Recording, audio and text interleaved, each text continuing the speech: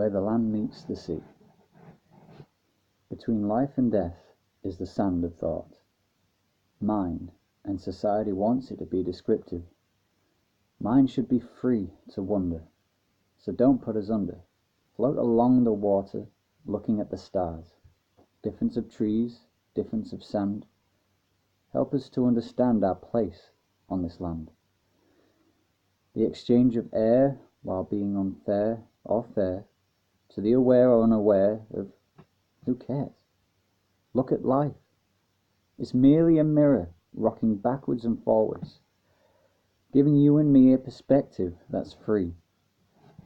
Creation. In the mind, it's an explosion, and we are just here picking up the pieces. Anything that stirred me had my mind at that time, like a never before trodden walk through a land I was creating myself. Though I had an edge, even though I was living in a land where people wanted to be individual, I was already in the air. And I wouldn't want you to compare. Though I'm the same, I complain, I'm insane, burn like propane. Can and can't explain me. I'm constantly getting on and off trains. Let's look at my veins. They to me are like my rivers. My nervous system holds shivers. My brain leaked, right side became weak. Others shrieked, and I'm here after 10 years to deliver. I'm unique. A freak accidentally learnt to speak through these waters. And all I wanted was a family, sons and daughters. Though life had intended a walk through nowhere first. Or should I say, now here. The hemorrhage was like and unlike a hurricane, wreaking havoc into others' lives while they delivered thoughts so kind.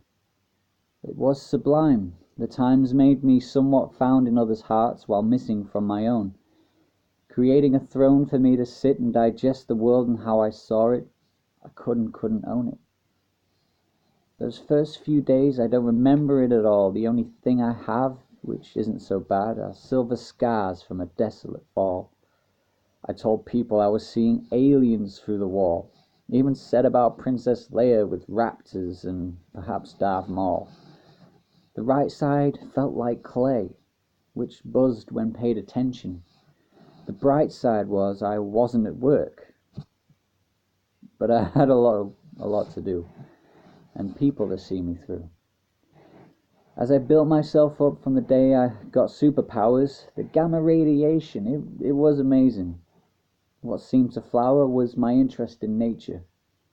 The art, music, and the unexplained. I was a pain to be around, talking about things not many were interested in. So it was like it became a mask. But the seeker in me, it was also like a spiritual task. The gamma radiation in my brain turned the lights on, so to speak. I could experience things on another level, bevel and notch my way through life, hearing things that weren't there, seeing things that weren't there. A giant flying camera thing? I mean, I've never screamed. I just deemed myself crazy a long time ago. Some beautiful sights, though. It amazed me. Some beautiful things. I can't put it into words as such, but if I did, it would be astounding. It seemed like a simulated dream at times. That was mine and everyone else's. It changed me and the ones I loved forever, for the better through the worse. My mind had to find its way through a cataclysmic brain upon platforms others had placed for me. Thank God for that. Stepping into the new land was like pulling a rabbit from a hat.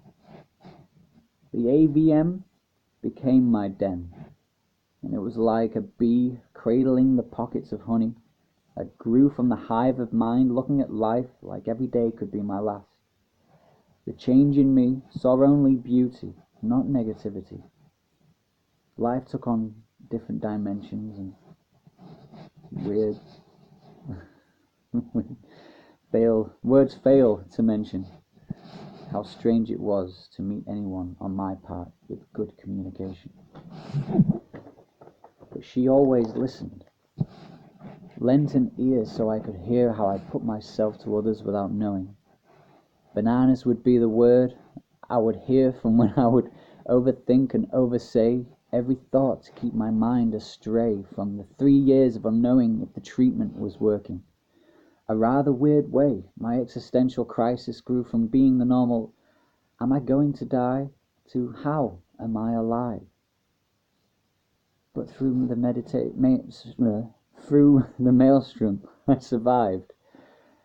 The weak veins closed, choked, and died. I suppose that light at the end of the tunnel was like a funnel for all the dreams I had inside.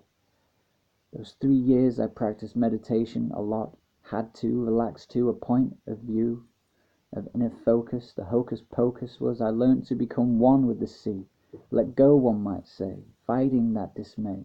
It won me a trophy that I haven't put down to this day. Though through it all I feel strong, I don't know where I belong, but I know where I've come from. I suppose it's that way for us all. We don't know what the future holds, but for sure we're here and alive, with a strive to grow old.